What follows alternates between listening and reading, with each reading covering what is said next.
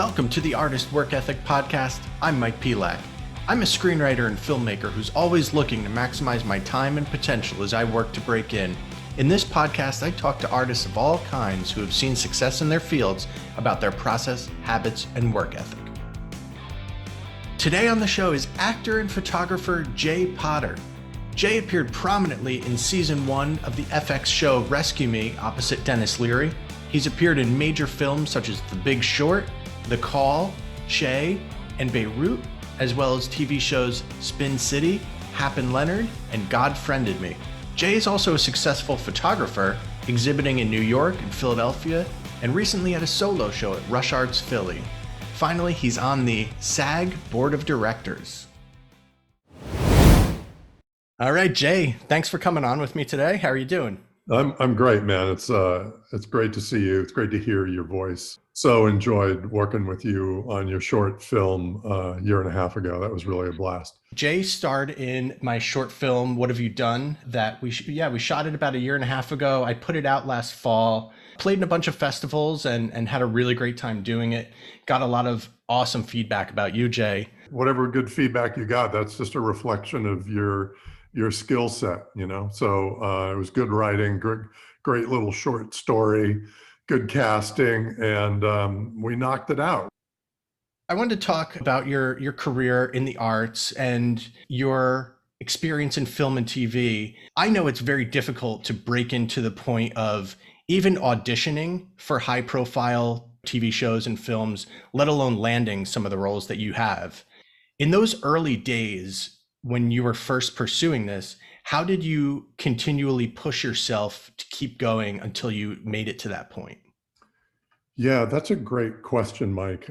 Being in the creative arts, as anybody who's in this profession or thinking about getting into this profession would know, there is no roadmap to success here. Mm-hmm. You don't do, 4 years of medical training as an undergraduate, then go to medical school, then do a residency. After millions of dollars and much time, poof, you're a doctor or a judge, a lawyer, or any other of what I would consider more traditional career paths. So being in the arts requires, I guess, a lot of chutzpah, a lot of drive, and a hell of a lot of luck. Now, Vince Lombardi said, look, you make your own luck, Sure. Luck is when preparation meets with opportunity. And I can't underscore that enough. That is incredibly relevant to being in this profession, any profession, life in general, but certainly in the arts. So be prepared, work hard, figure out what that preparation means for you. I do know you can go to any number of conservatories, performing arts schools, New York, Los Angeles based, Chicago based, really anywhere based acting schools to teach you some of the fundamentals, basics of this business. And of course, the business has changed irrevocably in the years since I started with the digitization. I would say digitization and then democratization of this field, that things going digital changes the landscape completely. Sure. Creating avenues for people that weren't there when I began. But I started with the recognition, and it was a bit of a bolt of lightning that hit me, because I didn't find myself fitting in any of the traditional academic career path structures that laid before me. And I just couldn't find traction anywhere emotionally that made sense. And I was always a funny guy and needed to really exercise in me what I felt was quick-wittedness, creativity. And so one day I started doing some open mic nights. My first one was at the Playboy Club in Phoenix, because my family had moved from Santa Monica, where I had grown up, to Phoenix. I was like, I got to do this. And then it was like poof, after doing 2 or 3 open mic nights at the Playboy Club in Phoenix, Arizona, getting huge laughs, I was like, uh-oh, I'm hooked. This is my career path. And stand-up comedy is not a booth at career day. Yeah. You don't show up and, there's the accounting majors in a line to talk to this executive over here. There's no little booth that says, hey, Chuckles and Yuck Yucks over here want to sign you up for a, open mic night. I mean, the creative arts industry is littered with people that gave it a shot and left. So I think you have to be really super focused in that, you know what, I'm going to do this. And for me, it was something I couldn't not do. Stand-up comedy was something I couldn't not do. I had to do it. It was literally a calling in my DNA. And I haven't done it now for a few years, but I did it really earnestly, intensely, religiously, night after night for about 25 years. And that, of course, led to appearances on a whole plethora of cable stand-up shows, and a commercial agent that led to a TV theatrical agent. And so the whole thing starts to snowball, and you build through that process a real matrix, a real network of connections with a lot of people in the entertainment industry. And I would say, other than auditioning for projects here and there and getting jobs that way, knowing people, being a friendly guy, being committed to your craft, earning the respect of your colleagues, and building that network of connections. People say, hey, Jay, I want to work with you. Do you want to do this? Do you want to do that? And you start to build things. Now, I mean, for instance, you and me, going back to the digitization, democratization aspect of the way industry has changed. You and I met because you posted your project online. I thought it looked cool. I recorded an audition and sent it off to you. And you're like, you hit all the emotional marks that I was looking for in this project. Yeah. I'd like to offer you this role. And I'm like, I read the full script and I was like, hell yes, that's great. I'd really love to work with you. Let's go.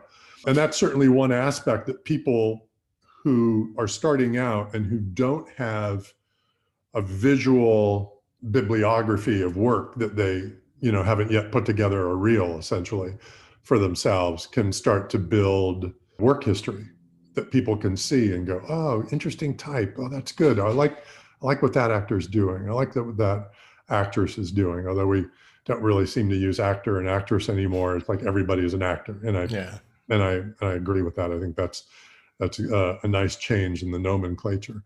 And Smitty, for example, who appeared in that project with us, is now, I think, partly because of gaining confidence and traction with your film. He posted some stuff the other day where he's working on some pretty respectable projects, taking his natural God-given gifts, which are his look and his sound, and then his talent and the talent that he's developing. He's making hay while the sun shines, and that's great. It was great working with him, and I wish him all the success. It'd be fun to work with him again, actually. One of the things that you mentioned about how luck is generally something that you've created the conditions for, and I wholeheartedly believe that. I think that any of the successes that we've had to this point are very much a result of creating those conditions and putting, yourself, myself out there. Because if you never do that, that great thing that happened would have never come to you to begin with. I completely agree with that. And Andre Braugher, who's a wonderful actor, we had the same agent for a period of time, and we ran into each other in the hallway this was years ago, at an agency called J. Michael Bloom. It's not in existence anymore, sadly, but Andre said to me, and then later I heard him say it to a group of people at the then legacy organization, Screen Actors Guild, now SAG-AFTRA. He said, say yes to everything. Say yes to everything, because that's how you build your network. That's how you build your work experience. That's how you exercise the muscles that are required to do this work. And it's like going to the gym, little projects, big projects, acting classes, play readings, screen readings, Do it on Zoom. Not always easiest or the best results, but do it. Say yes, do it, do it, do it. And before you know it, you look behind you, and over the past year, 2, 6 months, 5 years, 25 years, whatever it is, you start to recognize that you have made so many connections and you have built a work history for yourself that makes you be able to say, you know what, I'm an actor. I'm a comedian. That's who I am. That's what gives me sustenance to carry through the day. That's what helps me get out of bed in the morning. I can't stress enough how saying yes to everything, even sometimes if you think it's kind of a so-so project. I remember reading a script that I thought was okay, needed a lot of work, but I really liked the way my part was written. And I said yes to it. It was also a project not unlike yours that came because I was looking on Actors Access, and it was posted there. And I thought, oh, this looks really interesting. Probably not a role that I would be cast in with a major studio behind it. But I thought, I like this character. And I was cast, and the film came out, and the film reveals what I think are some of the flaws in a first-time writer's construction of the script line, script, storyline, all that kind of stuff. But I still really liked my character, and I was given also the license of changing a line here or there and checking in with the writer director and saying, how about this? How about that? We had a very collaborative process in that. And so I felt like for at least my character, I got it into maybe a little bit better shape than I felt like it was. And so I quite like, and these were with good people, like good actors are in this film, but the writer producer was new and obviously a tremendous learning curve for this person. So again, that just means saying yes and making your own luck. And I'm sure the writer director would ask me to work with them again. So here's a segue, going to the opposite of yes. I'm sure you auditioned for roles that you didn't get. How did you kind of mentally flip those no's around and keep driving on? Certainly losing or not being hired to do a certain role or job that you really wanted can be a little deflating. I think it comes down to a trust in your inner voice that you've got what it takes and you're going to make it. You're going to go do what you want to do, and know that there are so many projects going on all the time that if you don't get that job, you'll get the next one. And it takes time to build that confidence.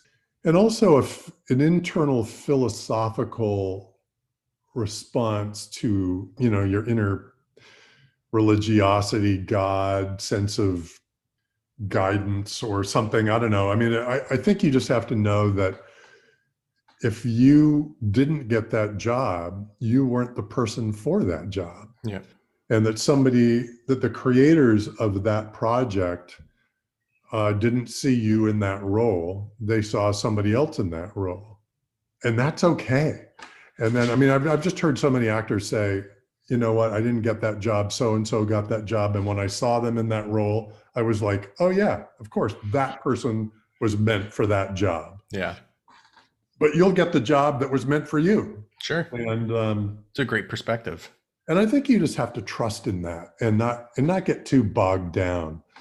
Also, when you start having a fair amount of success, you kind of are buoyed by that success. It lets you know, okay, I didn't get that job, but you know what? There's something else around the corner. There's something else coming. I can't see the future, but I know I'm going to work again. Yeah. And I know I'm going to work again on a project that I love and be creatively fulfilled by it. And sometimes it might be you that has to make that project. Sure. So sometimes if that project's not coming to you externally from your agent, or you're not finding it online and something, write it yourself, produce it yourself, direct it yourself. It doesn't cost, $150 million anymore to make a pretty great quality project. You can grab your iPhone and, go out and make a pretty hit cool little thing. All Yeah. comes down to the story, man. You gotta have a good script. You have a story. There are so many festivals, shorts festivals and stuff where, you can knock out a 2-minute short story that is packed with juice and grit.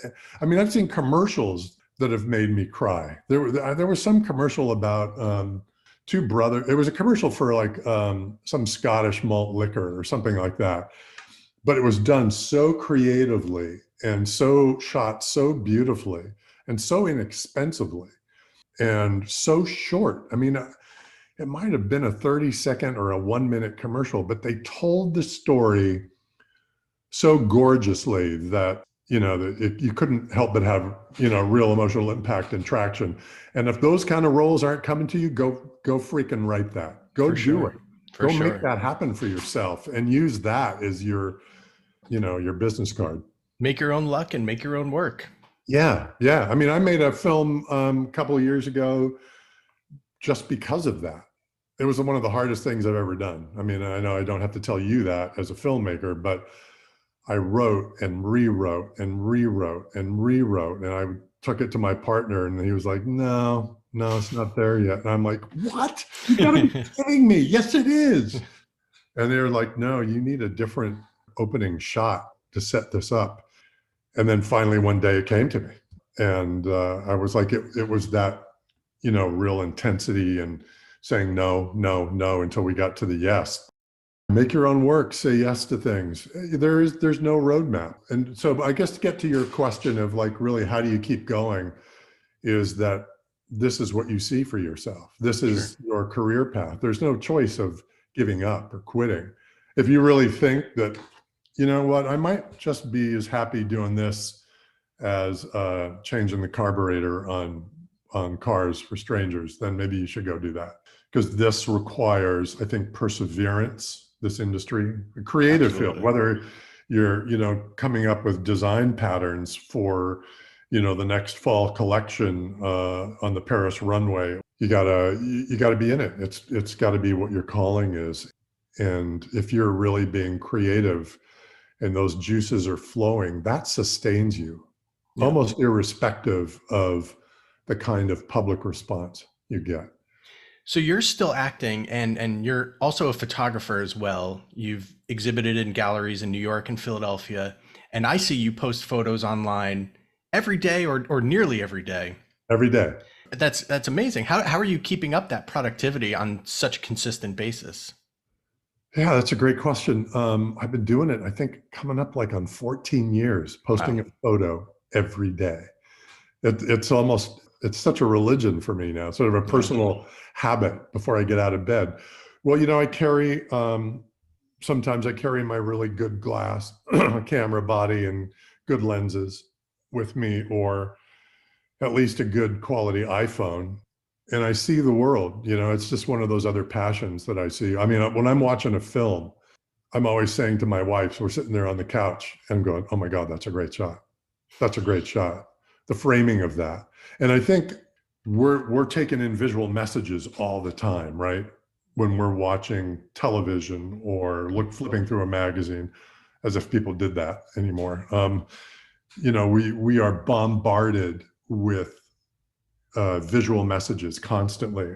And so I feel very sensitized to that. And having looked at art my entire life, my mom was an artist, my other family members have been artists or are artists. And I guess I just developed a real appreciation for photography and the visual world. And I have street photography, architecture, urban decay, urban landscapes really tend to be what excite me. And, in walking around New York or Philadelphia or wherever, I'm always finding really interesting things that I feel like I'm going to throw a frame around it. It's exciting. It's fun. So that's just another, creative pursuit. And I do have a show coming up in New York, a really odd, quirky show. There's a kiosk that's been there over 100 years on West 83rd Street between Broadway and West End. And this kiosk is managed by It was never destroyed or taken down. It was a place where public notices were put up within communities to notify the public of things going on. A lot of those had been removed over the years. And there's one that still exists on West 83rd Street. A guy who lives in the neighborhood, who's also an artist, manages it. And he invited me to put up a show of like 25 of my photographs, which is going to open in July. And it's just a quirky New York City street thing that I think is so cool. Yeah, and I'm so honored and thrilled that he invited me to do that. So I'll have 25 images, of some of my street photography on this kiosk. Awesome. Kind of a very alternative space kind of situation, but it just feels so New Yorky, and I love it. Oh, that's great. We probably touched on this already, but if you were to give one single biggest piece of advice for artists and creators out there in terms of work ethic and perseverance, what would that be? I would go back to what I said earlier. Say yes to everything. Study your colleagues. Study what they're doing. Learn from people who are masters of the craft. There are so many extraordinary content creators that are inspiring. And I would say, watch, look, listen, really, really jump into that. Try to figure out where you might fit into that project. What can you glean, take away, inspiration-wise from what you've just watched? What wouldn't you do? And I would also say study.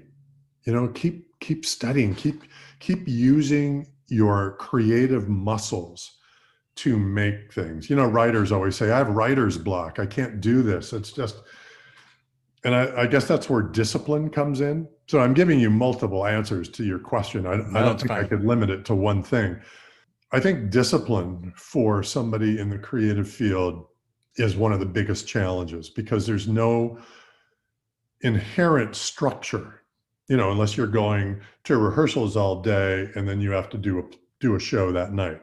That comes with a structure.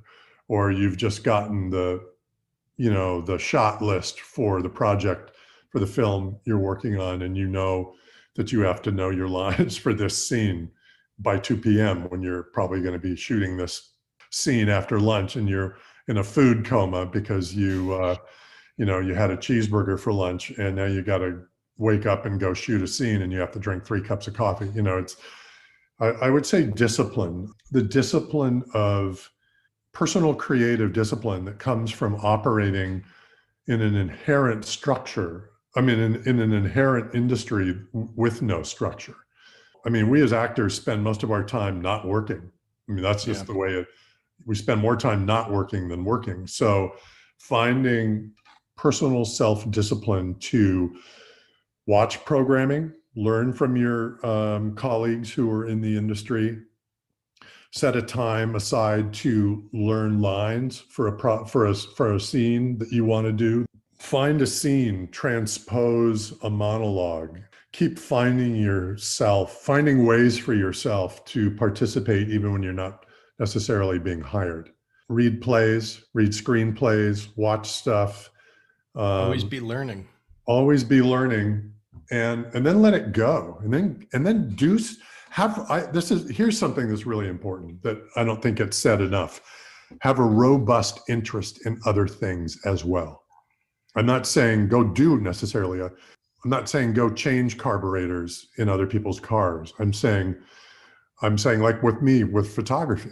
My wife and I drove to a couple of museums yesterday, looked at art. I made photographs of, roadside Americana culture, places from the 50s, like the Dairy Palace in Chesapeake, Maryland. I'm like, oh my God, look at that. Oh, I got to make a photograph of that. Pull over. And I'm jumping out of the car with my camera. So I garden upstairs on our rooftop deck.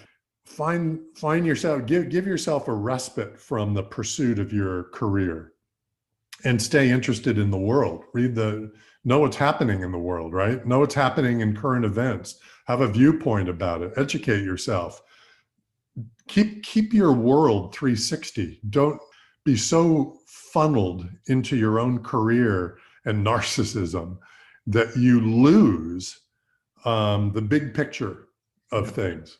Be in touch with family, and then come back to your career and be disciplined and watch and study and because ultimately what's going to make you an interesting person, someone that somebody else wants to watch, is that you bring a breadth of knowledge and experience into whatever moment you're achieving on stage or film and television.